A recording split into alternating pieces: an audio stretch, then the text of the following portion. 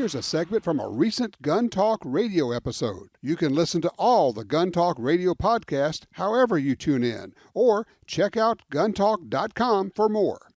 We're starting to see more new introductions because a lot of gun companies kind of held off on that for a while they're just trying to keep up. Joining us to talk about that and some other news is Chris Killoy. He is the president and CEO of Ruger Firearms and a friend of mine. Hey, Chris, how are you?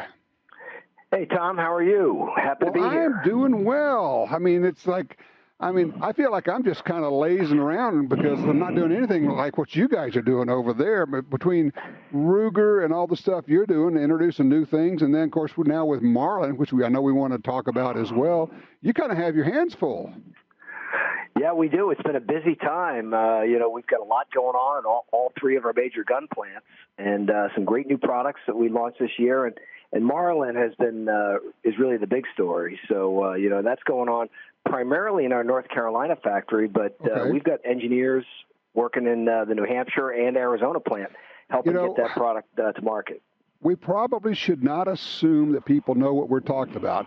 It was, about a year ago or so when Remington was going through its bankruptcy and selling off the pieces parts that Ruger came in and bought Marlin. But and help me out with this understanding. You didn't actually buy the company. Did you buy assets? How did that work?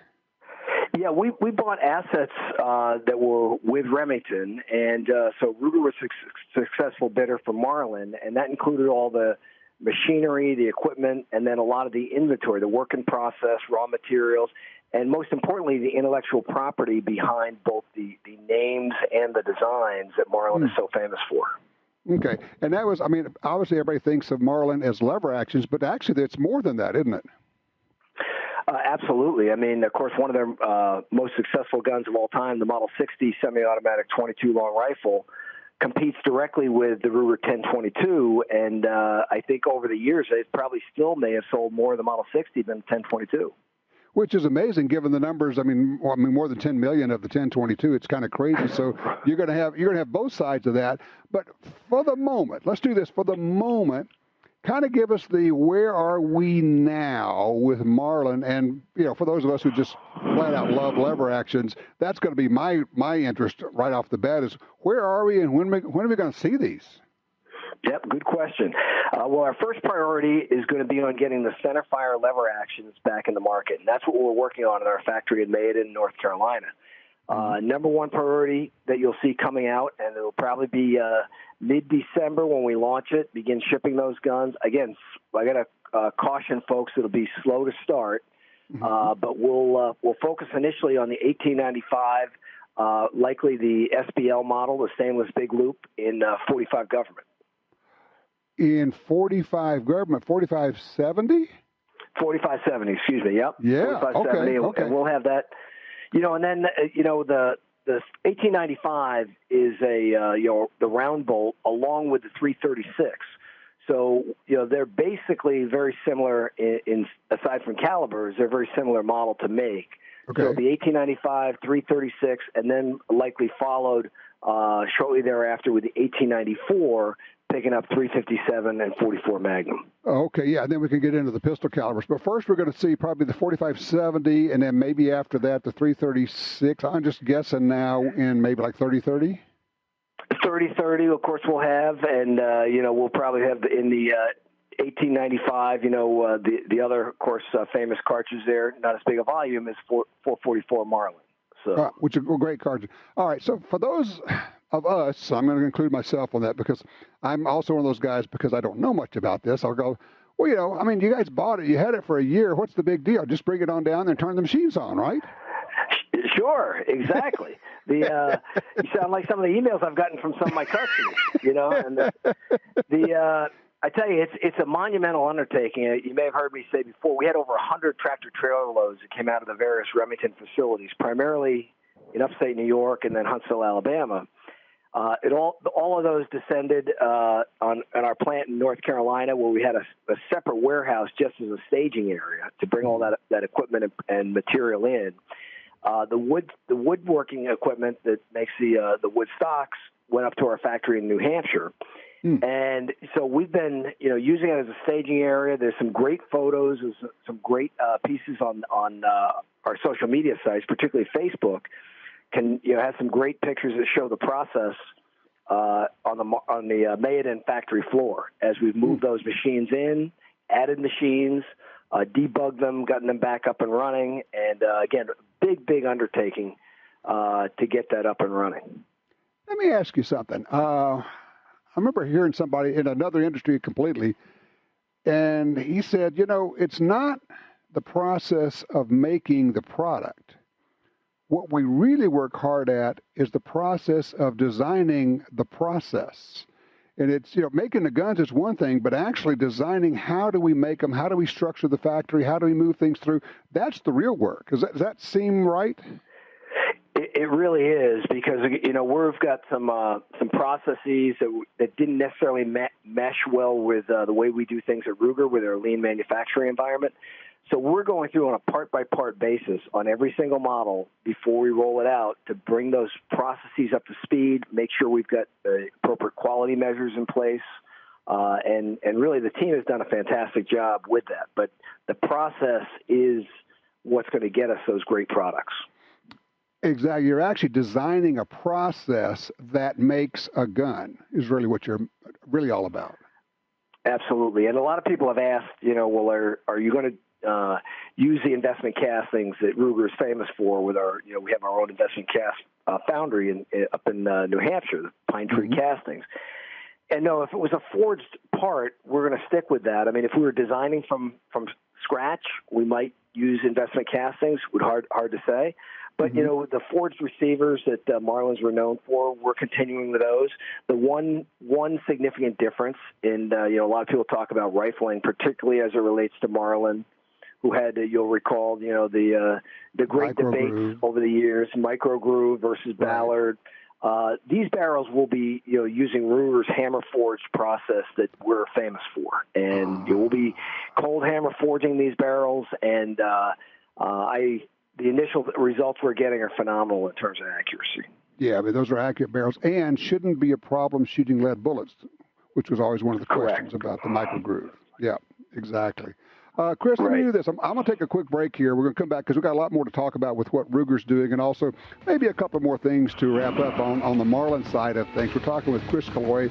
He is the president and CEO of Ruger, and also, of course, the owners. They own Marlin as well now. A lot of good news coming our way. We'll be right back. All right, we're talking with Chris Killoy. He's the president and CEO of Ruger, and also, of course, they bought Marlin, getting it back into production. And Chris, you're making the announcements that we wanted to hear.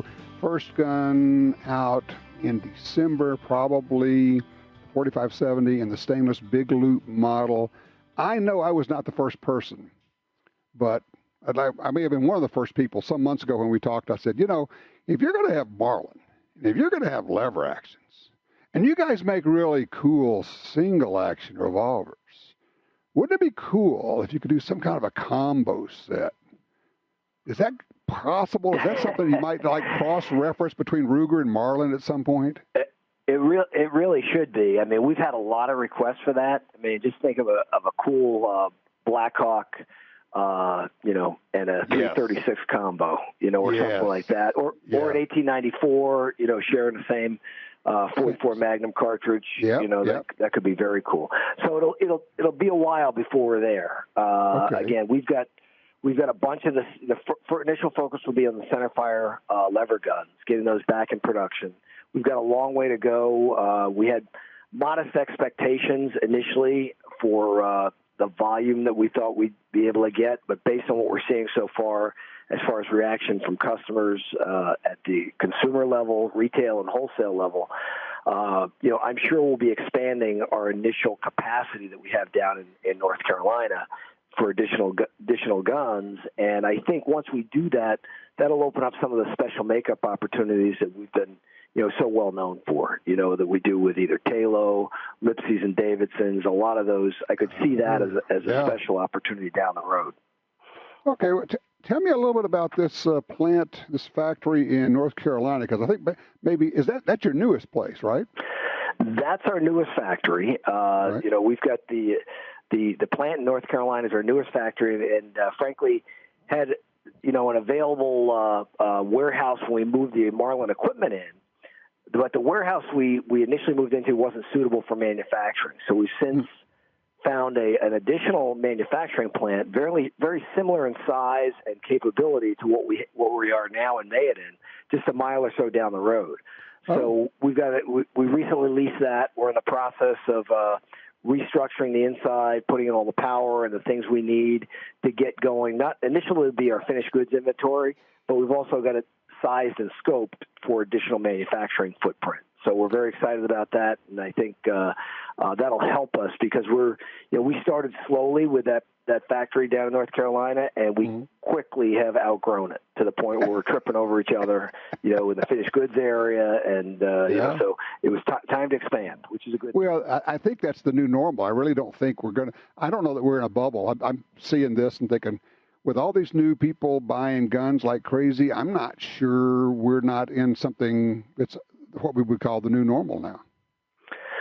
Well, I think you're right. I mean, I think there'll be, you'll see the ebbs and flows in particular product categories, but I think the good thing about this last expansionary period was the new shooters. You talked about the number of women shooters, and, we've really touched a new category of folks that have joined our ranks, and we're excited about it. We think there's a lot of opportunity. I think we've got a duty to really help those new shooters get out and enjoy themselves. They may have bought their first gun, for personal protection or home protection, but we've got a duty in the business and as shooters to get them to see the fun side, get them out to the range, and really enjoy themselves, not just have be a one and done purchase, so to speak. Well, yeah, they buy a gun for personal protection, and they put it in a safe or in a drawer or something. They don't shoot it.